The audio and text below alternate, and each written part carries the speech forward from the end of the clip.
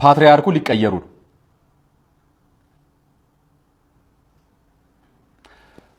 ፓትርያርኩ ሊቀይሩብን ነው። ፓትርያርክ ሊመረጥ ነው። ፓትርያርክ ሊተካ ነው። ከየት አመጣው መረጃውን? ከጠቅላይ ቤተ ክህነት ጽሕፈት ቤት ነው? ከቤተ ክህነት ነው? ይሄን መረጃ ከየት ነው ካላችሁኝ፣ እነዚህ መረጃዎች አገጣጥሜ ነው የምነግራችሁ። ይሄንን ልስሙት መጀመሪያ። ፓትርያርኩ አቡነ ማትያስ በመታጠቢያ ቤት ማለትም በሻወር ውስጥ በወደቁበት ወቅት ሰው ቶሎ እንዳልደረሰላቸው ተገለጸ። ዛሬ ስለ ቅዱስ ፓትርያርኩ የደረሰን መረጃ ምን ይላል? ከቀናት በፊት የጥምቀት በዓል በሚከበርበት ወቅት ላይ ፓትርያርኩ በጃልሜዳ በተለይም በየዓመቱ በሚገኙበት ቦታ ላይ አለመገኘታቸው ብዙዎች ጥያቄ እንዳስነሳና በሕመም ምክንያት እንዳልተገኙ ምዕመናኑም እንዲጸልዩላቸውን የቤተ ክህነት ምንጮቻችንን ጠቅሰን መዘገባችን ይታወቃል። በጉዳዩ ላይ ዛሬም ተጨማሪ መረጃዎችን ለማጣራት ሞክረናል። የቤተ ክህነት ምንጮች እንደነገሩን ከሆነ ቅዱስ ፓትርያርኩ ወደ መታጠቢያ ቤት በገቡበት ወቅት የመውደቅ አደጋ አጋጥሟቸዋል። በወደቁበት ወቅትም ሰው ቶሎ ስላልደረሰላቸው በቶሎ ወደ ሕክምና እንዳልተወሰዱና ያም ለህመሙ መጠንከር እንደ ምክንያትነት እንደተወሰደ ምንጮቹ ገልጸዋል። ፓትርያርኩ ሰርጀሪ እንደተደረገላቸው የገለጹልን ምንጮቻችን በአሁን ሰዓት ላይ እያገገሙ እንደሚገኙና ምዕመናኑ በጸሎት እንዲያግዛቸው ጠይቋል። ቅዱስ ፓትርያርኩ በአሁኑ ሰዓት ላይ በዊልቸር እየተንቀሳቀሱ ቢሆንም በእግራቸው ላይ ያለው እብጠት እንዳልቀነሰና አሁንም ሕክምናቸውን እየተከታተሉ እንደሆነ እነዚሁ የቤተ ክህነት ምንጮች ለዛሀበሻ አስታውቀዋል። ዛሀበሻ ሄኖክን አቡነ ማትያስ ንዋያተ ቅድሳት ዘርፈው በቦሌ ኤርፖርት ሊጠፉ ሲሉ የቦሌ ኤርፖርት ደህንነቶች በቁጥጥር ስር አዋላቸው ብሎ የነገረን የመጀመሪያው ዘጋቢ ነው። ዛሬ ደግሞ የጠቅላይ ቤተ ክህነት ውስጥ የውስጥ ምንጮች ለዛሀበሻው ሄኖክ የአባታችን ጤንነት ያሳስበናል ብለው ችግሮቹን ከነ አወዳደቃቸው ከነ ሁኔታቸው እየነገሩት ነው። እሱ እያወራን ያለው እውነት የብፁዕ አባታችንን መረጃ መስማት የሚጠበቅብን ከዛሀበሻ ነው።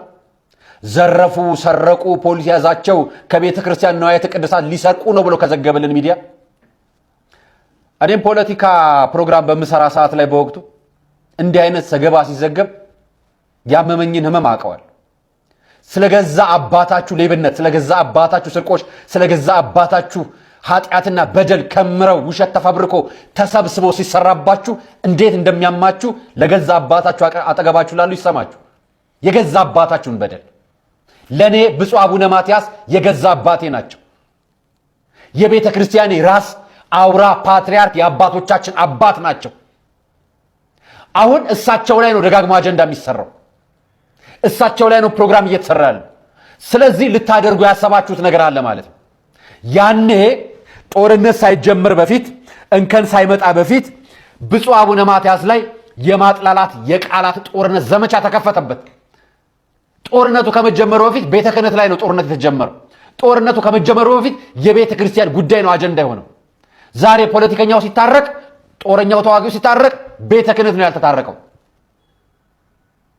አዎ ፓትርያርካችንን ሊያነሱብን ነው፣ እንጠንቀቅ። በእነዚህ ሰዎች አፍ ምክንያት ፓትርያርካችንን አንድ ነገር ያደርጓቸዋል ብዬ ፈራው።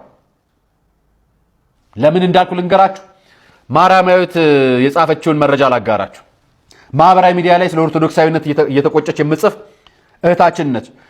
ማርያማዊት ሄኖክ ለሜሳ ትባላለች።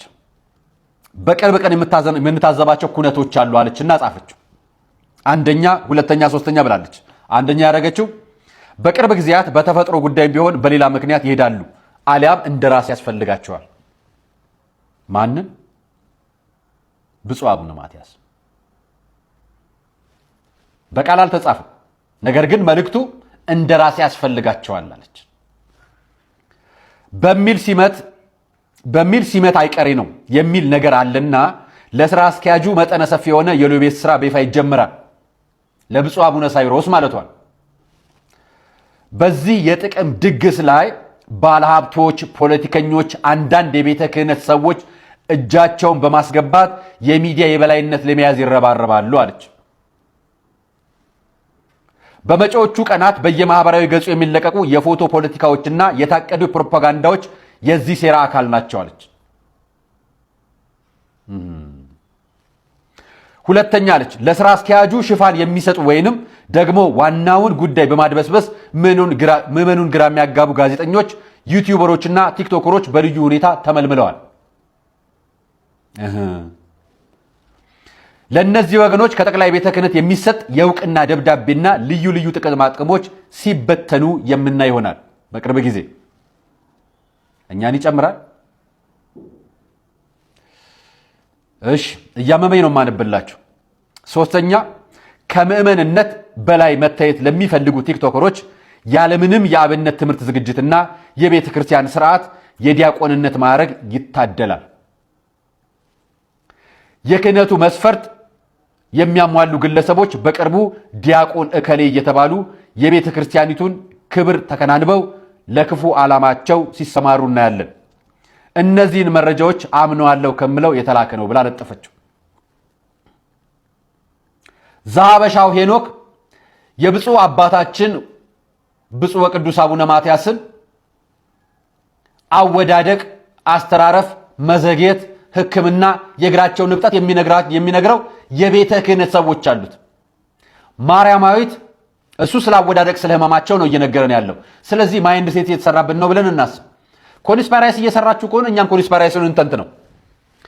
ስለዚህ ብፁዕ አቡነ ሳዊሮስን ብፁዕ ቅዱስ የሚያደርጋቸውን መልካም ስራቸውን የሚያገኑ ጋዜጠኞች ይፈጠራሉ እያለችን ነው። ለምን? በቅርቡ በዓለ ሲመት ይኖራል። ለምን? እንደራሴ ያስፈልጋቸዋል። በአካል መንቀሳቀስ ስለማይችሉ አያችሁ ስራውን። ሄኖክ ያመጣውን መረጃ በእግር መንቀሳቀስ ስለማይችሉ በዊልቸር ነው የሚንቀሳቀሱት። ላሳያችሁ ሌላ ጊዜ። የቀድሞ ፓትርያርክ ከአሜሪካ ሲመጡ በአካል በእግራቸው እንቅስቃሴ ማድረግ ስለማይችሉ በዊልቸር ነበር የሚንቀሳቀሱት። 2 ፓትርያርኮች ነበሩ። ስለዚህ በዋናነት እንዲሰሩ የሚፈቀድላቸው ብፁዕ አቡነ ማትያስ ነበሩ። እሳቸው በእንደራሴነት ነበሩ በምክትልነት።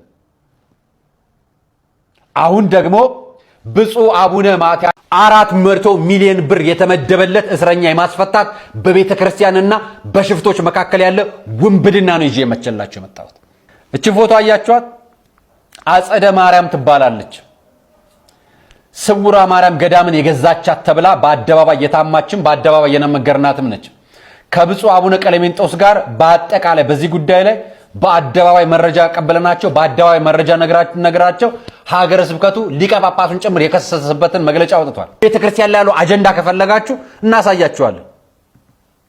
እች ልጅ ከታጣቂ ጋር ትሄዳለች የሚል ማህበራዊ ሚዲያ ላይ ይሄ መረጃ ተጋርቷል።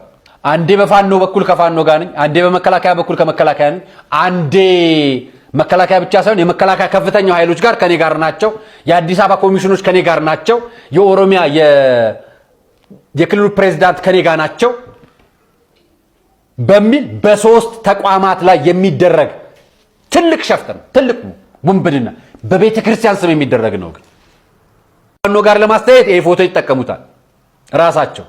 የሲደረጉ እዛው ገዳሙ አጠገብ ሲሆኑ የምነግራችሁ ስለ ስውሯ ማርያም ገዳም።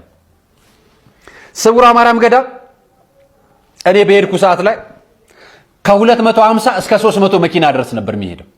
ከገዳሙ መኪና ውጭ ሌላ መኪና መሄድ አይችልም። በግል ተሳፍሮ በባጃጅ የሚሄድ እንጂ አውቶቡስ ተከራይቶ በግሉ ከሰንበት ትምህርት ቤት ከራሱ ቤተክርስቲያን ተይዞ መሄድ አይቻልም። ይሄን በአይኔ ያየሁትን ሀቅ ነው የምነግራችሁ። ቤተክርስቲያኗን በአደባባይ መስክራለች፣ ሌላ መኪና መምጣት አይችልም ብለው። ይሄን አሳያቸዋለሁ። እሷ ከመምጣቷ ልትመጣ ስትልና ፕሮሰስ ሲጀመር ቄስ ታድዬ የሚባሉ ካህን ወደ ቦታው ገቡ። ለሚዲያ እንዲመቻቸው አንድ ሚዲያ የሚመሩ አሉ። ሞኒ ሚዲያ የሚባላል ካህን ናቸው፣ ቤተክርስቲያን አገልጋይ ናቸው። ሽፋን ከቨር የሚሰጡ መድረክ ላይ እነዚህ አይነት አገልጋይ ናቸው። ይሄ የቤተክርስቲያኗ ንግድ ባንክ አካውንት ነው የማሳያችሁ። አሁን ትልቁን ውንብድና ነው የማሳያችሁ። የላይ ሚልኪ ቅዱስ እግዚአብሔር አብና ስውሯ ማርያም ቅድስት ማርያም ቤተክርስቲያን የሰበካ ጉባኤ ጽሕፈት ቤት ንግድ ባንክ ቁጥር 1050817988 ይሄ ንግድ ባንክ አካውንት ነው። ሁለተኛው አካውንት ላሳያችሁ። ስውሯ ኬ ማርያም አዲስ አበባ ህንፃ አሰሪ ኮሚቴ 105206750447 ቤተክርስቲያን የምታውቀው አንደኛውን አካውንት ነው። ሁለተኛው ህንፃ አሰሪ የሚባል ኮሚቴ አካውንት ነው። ለ2 ዓመት የተከፈተ አካውንት ነው ማሳያችሁ። እመጣላችኋል። የቤተክርስቲያኗ ደረሰኝ የሚቆረጠው በዚህ ነው። የላይ ሚልኪ ቅዱስ እግዚአብሔር አብ ሰበካ ጉባኤ ጽሕፈት ቤት ደረሰኙ ይሄ ነው። ሀገረ ስብከቱ የሚያውቀው ቤተ ክህነት የሚያውቀው ደረሰኝ ነው። የታተመለት ፈቃድ ያገኘ ማህተሙን አሳይቻቸዋለሁ አይደል? ተዋህዶ የሚል የሌለበት በአንድ ቤተ ክርስቲያን ውስጥ ሁለት ማህተም አለ። አንዱ ተዋህዶ የሚል የቤተ ክርስቲያኑ ያለበት፣ ሁለተኛው ኦርቶዶክስ ቤተ ክርስቲያን የሚል ብቻ ያለ ተዋህዶ የሌለበት። ይሄ ሌላው ውንብድና። ሌላኛው መረጃ እኚህ ግለሰብ እኛ አባት የቤተ ክርስቲያን አስተዳዳሪ ናቸው። ክብረ ክህነታቸው እስካልተነሳ ድረስ አባ ነው የምላቸው። በሁለት አካውንት ውስጥ ስማቸው አለ። በሰበካ ጉባኤ ጽሕፈት ቤትም ፈራሚ ናቸው፣ በህንፃ አሰሪ ኮሚቴ ውስጥም ፈራሚ ናቸው። ውንብድና ነው ማሳያቸው አይደል? ይሄ ከመርካቶ የሚጫን ቅባ ቅዱስ ነው። ይሄ ከመርካቶ ተጭኖ እየመጣ በአደባባይ የሚቸበቸብ ነው። ላምጣላችሁ ደግሞ ቅድም ያሳያችሁ ሞኒ ሚዲያ የዚህ ግለሰብ ነው። መድረክ ላይ ቆሞ ስለዚች ልጅ በአደባባይ የሚሞግቱ ከአስተዳዳሪ ጀምሮ እያንዳንዱ እዛ ተከፋይ ካህን ነው። ይህንን ራሳችሁ አረጋግጡ።